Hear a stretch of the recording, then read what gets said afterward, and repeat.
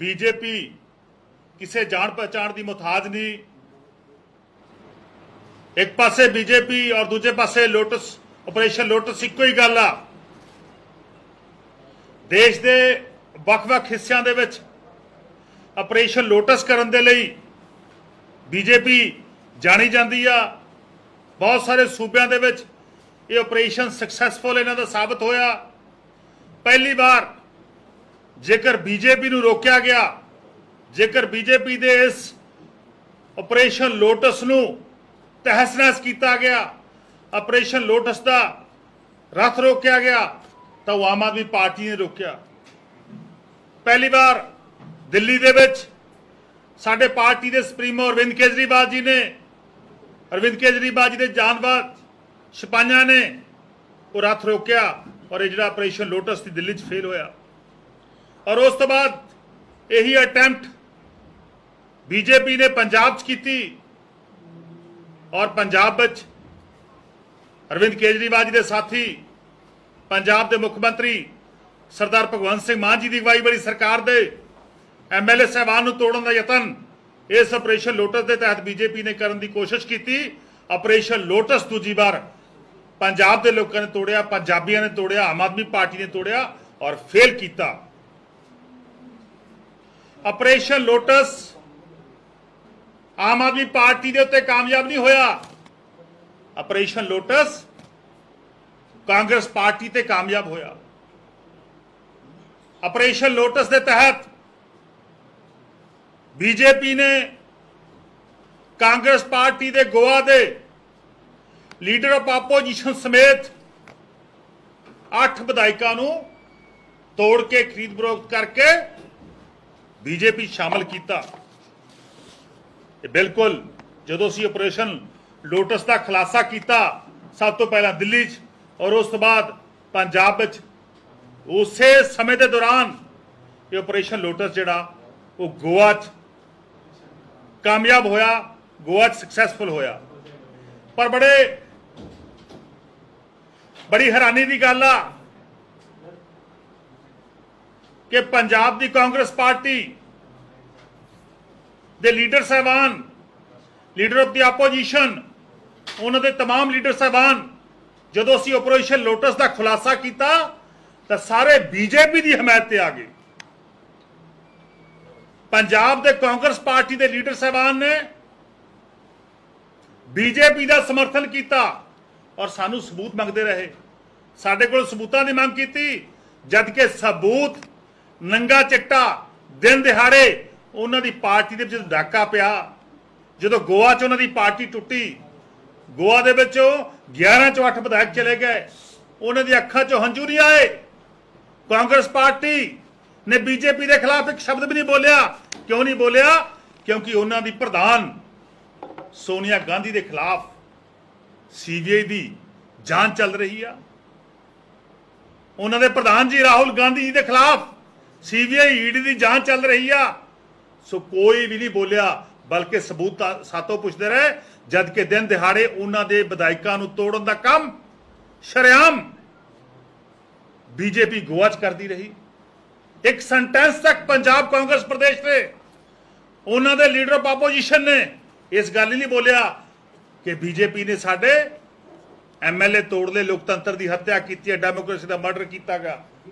इतों पता लगता गा, क्योंकि सारे जानते हैं कि कांग्रेस पार्टी जी ने 5 साल पंजाब में पहला राज किया, उहदे बहुत सारे MLA, बहुत सारे साबका वजीर, उन्होंने साबका मुख्यमंत्री वो बीजेपी दे विच नेगे। बहुत सारे वजीर, बहुत सारे साबका MLA, साबका वजीर कांग्रेस पार्टी के जिन्होंने 4.5 साल 5 साल पंजाब में राज किया, अज वो बीजेपी का हिस्सा ने। अज भी बहुत सारे कांग्रेसी, उन्होंने अद्धियां तो वध परिवार, उन्होंने परिवारों के मैंबर वो भी बीजेपी का हिस्सा ने। इसका मतलब कि लगातार पंजाब की कांग्रेस पार्टी बीजेपी नूं बचाउंदी नजर आ रही है। बीजेपी की प्रोटेक्शन दे विच आ, बीजेपी के नाल खड़ी आ, बीजेपी की बी टीम वजों काम कर रही है कांग्रेस पार्टी पंजाब विच। एक पासे देश दे विच लोकतंत्र की डेमोक्रेसी का मर्डर बीजेपी कर रही है और दूजे पासे कांग्रेस पार्टी का समर्थन कर रही है, अकाली दल का समर्थन कर रहा है। क्योंकि इन्हां पार्टियां का पुराना इतिहास रहा, इन्हां पार्टियां की हिस्टरी रही आ कि जो सत्ता च होंदियां ने गियां अकाली दल उधर चल जाते हैं, कांग्रेस वाले उधर आ जाते हैं, एक दूजे वाल आदान प्रदान एक दूजिया पार्टियां दे विच जाण दा इन्हां दा इतिहास रहा, चाहे वह कांग्रेस पार्टी आ, चाहे अकाली दल हैगा, चाहे बीजेपी हैगी। यही गल आ कि इस खरीदो फरोख्त के समय उन्होंने इस खरीदो फरोख्त नूं भन्निया नहीं, भंडिया नहीं हैगा, इस दे खिलाफ सेंटेंस नहीं बोलिया हैगा, बल्कि बीजेपी का समर्थन किया गा। मैं अकाली दल नूं, मैं कांग्रेस पार्टी नूं पुछना चाहना कि तुहाडा विश्वास लोकतंत्र चों खत्म हो गया? कि तुसी लोकतंत्र दे हमायती रही रहे? कि तुसी बीजेपी का हिस्सा बनना चाहते हो? कि तुसी बीजेपी के स्पोक्स परसन हो? कि तुसी देश विचों लोकतंत्र नूं खत्म करना चाहते हो? क्योंकि लगातार कांग्रेसी नेतावां की बयानबाजी, लगातार अकाली दल के बयानबाजी यही रही है।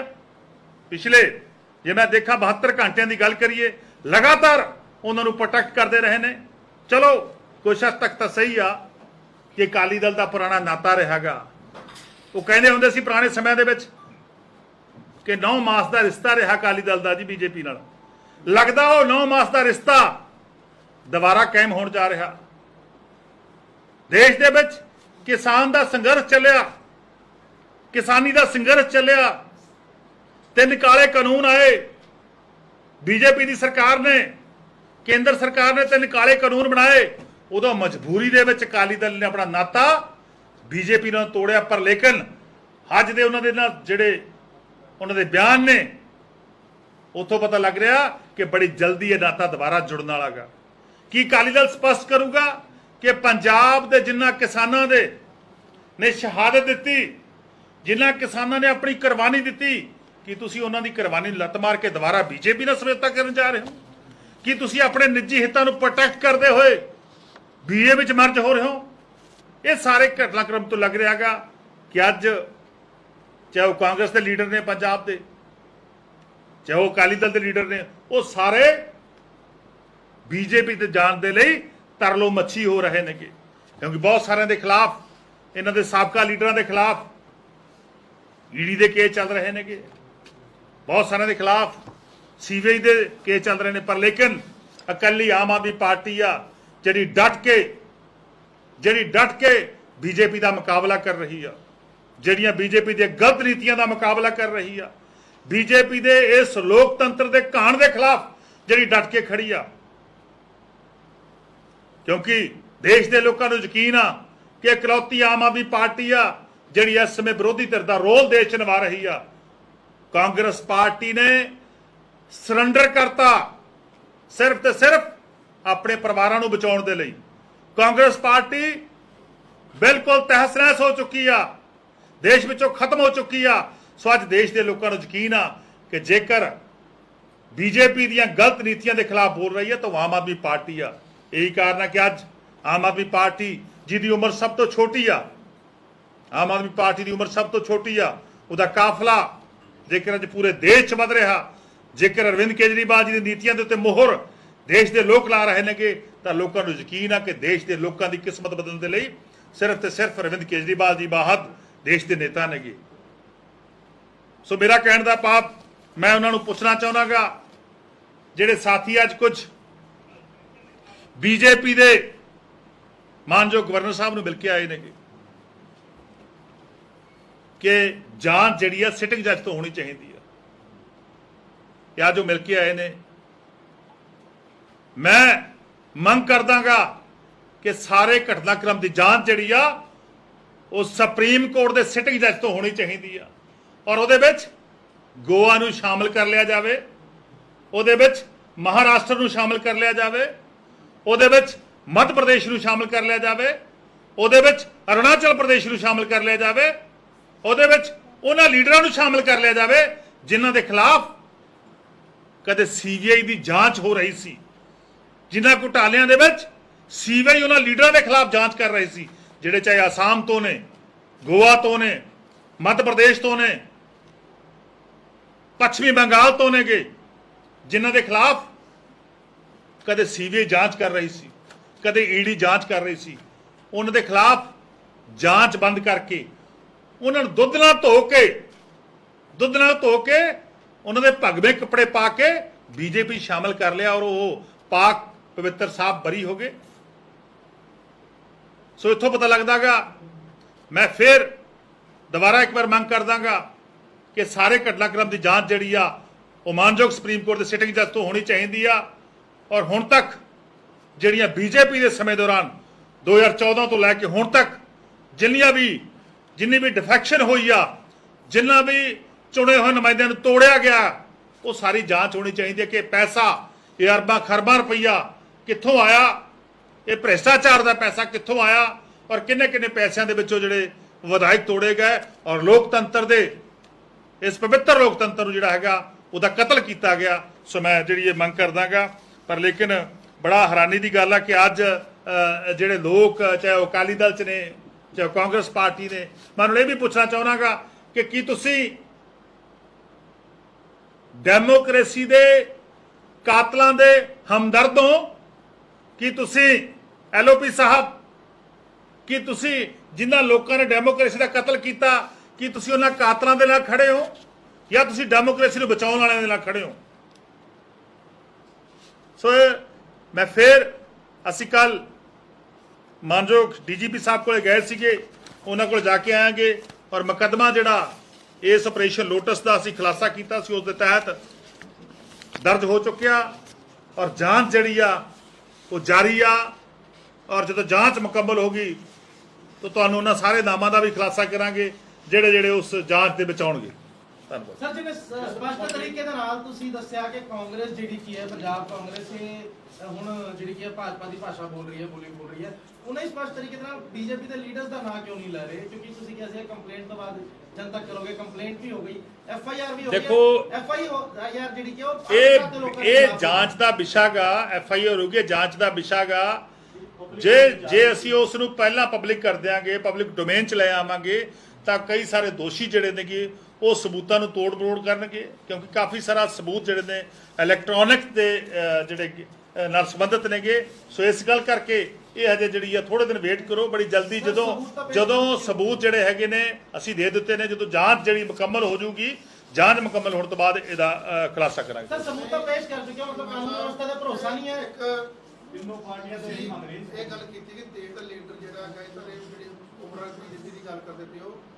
ਫਿਰ ਦੱਸੋ ਕਿ ਪੰਜਾਬ ਦੇ ਜਿਹੜੇ BJP ਦੇ ਲੀਡਰ ਹੈਗੇ ਨੇ, 2-4 ਦਾ ਨਾਮ ਤੋਂ ਕਿਹਾ ਸੀ ਜਾਂਚ ਦਾ ਵਿਸ਼ਾ, ਕਿਉਂਕਿ ਅੱਜ ਵੀ ਉਹਨਾਂ ਨੇ ਸ਼ਰੇਆਮ ਕਿਹਾ ਕਿ ਵੀ ਇਹ ਸਾਰਾ ਫਰੇਮ ਜਿਹੜੀ ਆਮ ਆਦਮੀ ਪਾਰਟੀ ਕਰ ਰਹੀ ਹੈ, ਉਹ ਚੀਮਾ ਸਾਹਿਬ ਬਾਰ-ਬਾਰ ਪ੍ਰੋਟੈਕਟ ਕਰ ਰਹੇ ਨੇ, ਸਿਰਫ ਆਪਣਾ ਧਿਆਨ ਭਟਕਾਉਣ ਵਾਸਤੇ। ਫਿਰ ਦੁਬਾਰਾ ਨੂੰ ਉਹੀ ਚੀਜ਼ ਨੂੰ ਕੀਤੀ ਹੈ, ਲੇਕਿਨ ਤੁਸੀਂ ਨਾਮ ਲੈਣ ਨੂੰ ਤਿਆਰ ਨਹੀਂ ਹੋ ਰਹੇ। ਉੱਧਰ ਉਹ ਫਿਰ ਉਹ ਕੀ ਜਾਂਦੇ ਵੀ ਤੁਸੀਂ ਚੀਮਾ ਸਾਹਿਬ ਬਾਰ-ਬਾਰ ਜਿਹੜਾ ਕਹਿ ਰਹੇ ਨੇ, ਉਹ ਪੂਰੀ ਆਮ ਆਦਮੀ ਪਾਰਟੀ ਨੇ ਉਹ ਬਿਲਕੁਲ ਉਹਨੂੰ ਪ੍ਰੋਟੈਕਟ ਕਰਨ ਲਈ ਅੱਗੇ ਲਾਇਆ। ਦੇਖੋ, ਦੇਸ਼ ਦੇ ਲੋਕਾਂ ਦੇ ਸਾਹਮਣੇ ਸੱਚ, ਨੰਗਾ ਚਿੱਟਾ ਸੱਚ ਉਹ ਪੇਸ਼ ਹੋ ਚੁੱਕਿਆ। ਕਿਸੇ ਸਬੂਤ ਦੀ ਜ਼ਰੂਰਤ ਨਹੀਂ ਹੈਗੀ। ਗੋਆ ਦੇ ਵਿੱਚ ਉਹਨਾਂ ਨੇ ਆਪਰੇਸ਼ਨ ਕੀਤਾਗਾ, ਠੀਕ ਆ, ਕਾਂਗਰਸ ਪਾਰਟੀ ਮਜਬੂਰੀ ਦੇ ਵਿੱਚ ਚੁੱਪ ਆ ਗਈ, ਡਰ ਦੇ ਕਾਰਨ ਚੁੱਪ ਆ ਗਈ। ਕਾਂਗਰਸ ਪਾਰਟੀ ਨੇ ਸਰੈਂਡਰ ਕਰ ਲਿਆ, ਕਾਂਗਰਸ ਪਾਰਟੀ ਦੇ ਗੋਡੇ ਟੇਕਤੇ। ਉਹਨਾਂ ਦੇ ਕਿਸੇ ਲੀਡਰ ਦਾ ਬਿਆਨ ਤੱਕ ਨਹੀਂ ਆਇਆ ਕਿ ਸਾਡੇ ਜਿਹੜੇ 11 ਚੋਂ 8 ਵਿਧਾਇਕ ਚਲੇ ਗਏ, ਅਸੀਂ ਉਹਦੀ ਨਿੰਦਾ ਕਰਦੇ ਹਾਂ। ਇੱਕ ਸ਼ਬਦ ਤੱਕ ਨਹੀਂ ਬੋਲਿਆ। ਟੌਪ ਦੀ ਲੀਡਰ ਤੋਂ ਲੈ ਕੇ ਨੀਚੇ ਤੱਕ ਆ ਜਾਓ, ਇੱਕ ਸ਼ਬਦ ਤੱਕ ਜਿਹੜਾ ਹੈਗਾ ਉਹਨਾਂ ਨੇ ਬੋਲਿਆ। ਸੋ ਬਿਲਕੁਲ ਅਸੀਂ ਜਿਹੜੇ ਸਬੂਤ ਨੇ ਸਮੇਂ ਸਿਰ ਦੇਵਾਂਗੇ, ਔਰ ਮੈਂ ਸਪਸ਼ਟ ਕਰ ਦਾਂਗਾ ਕਿ BJP ਕਾਂਗਰਸ ਜਿਹੜੀ ਅੱਜ ਪੰਜਾਬ ਵਿੱਚ ਉਹ BJP ਦੇ ਵੀਗੇ ਬੁਲਾਰੇ ਵਜੋਂ ਕੰਮ ਲੋਕਾਂ ਦੇ ਖਿਲਾਫ ਕੰਪਲੇਂਟ में किसका नाम लिया सर? है जी, कंप्लेंट में कहा गया है आपने, शिकायत क्या है? आपने कुछ बोला हो कि फोन आया कीजिए, आपको फिर किसी का नाम कैसे शिकायत में आपने किसके खिलाफ शिकायत? देखिए, कंटेंट क्या जो ਜਿਹੜੀ ਅਸੀਂ ਸ਼ਿਕਾਇਤ ਆ ਉਹ ਮਾਨਯੋਗ DGP ਸਾਹਿਬ ਕੋਲੇ ਅਸੀਂ ਦਰਜ ਕਰਾਈ ਸੀ। ਉਹਦੀ FIR ਜਿਹੜੀ ਆ ਹੋ ਚੁੱਕੀ ਆ, ਉਹਦੀ ਇਨਵੈਸਟੀਗੇਸ਼ਨ ਜਿਹੜੀ ਆ ਸਟਾਰਟ ਹੋ ਚੁੱਕੀ ਆ, ਉਹ ਪਬਲਿਕ ਡੋਮੇਨ ਦੇ ਵਿੱਚ ਆ, ਲੋਕਾਂ ਦੇ ਵਿੱਚ ਆ, ਇਨਵੈਸਟੀਗੇਸ਼ਨ ਹੋ ਰਹੀ ਆ। ਜਦੋਂ ਇਨਵੈਸਟੀਗੇਸ਼ਨ ਹੋ ਰਹੀ ਹੁੰਦੀ ਆ, ਇਨਵੈਸਟੀਗੇਸ਼ਨ ਇਸ ਗੱਲ ਨਾਲ ਪ੍ਰਭਾਵਿਤ ਹੋ ਜੂਗੀ ਜੇਕਰ ਅਸੀਂ ਕਿਸੇ ਦੇ ਨਾਮ ਦਾ ਖੁਲਾਸਾ ਐਟ ਦਿਸ ਸਟੇਜ ਕਰਾਂਗੇ। ਸੋ ਸਾਨੂੰ ਵੇਟ ਕਰਨੀ ਚਾਹੀਦੀ, ਤਾਂ ਹੀ ਤਾਂ ਦੱਸ ਰਹੇ ਹਾਂ। ਸਰ ਤੁਸੀਂ ਵਕੀਲ ਵੀ ਹੈਗੇ ਹੋ, ਵਕੀਲ ਹੁੰਦੇ ਕੱਲ ਕਹਿ ਕੇ ਗਏ ਸੀ ਵੀ ਅਸੀਂ ਆ ਕੇ ਜਨਤਕ ਕਰਾਂਗੇ। ਮਜੀਠੀਆ ਸਾਹਿਬ ਨੇ ਸਵਾਲ ਉਠਾਏ ਆ ਵੀ ਸਾਨੂੰ ਵੀ ਉੱਤੇ ਜਾਂਚ ਜਿਹੜੀ ਮਿਲੀ ਨਹੀਂ ਰਿਪੋਰਟ। ਮਜੀਠੀਆ ਸਾਹਿਬ ਤਾਂ ਆਪ ਅੱਜ ਬਤੌਰ ਸਪੋਕਸਮੈਨ ਆਫ ਬੀਜੇਪੀ ਲਈ ਕੰਮ ਕਰ ਰਹੇ ਨੇਗੇ। ਉਹਨਾਂ ਦੀ ਸਮੁੱਚੀ ਪਾਰਟੀ ਅਕਾਲੀ ਦਲ ਬੀਜੇਪੀ ਦੇ ਬਚਾਅ 'ਚ ਉਤਰੀ ਹੋਈ ਹੈ।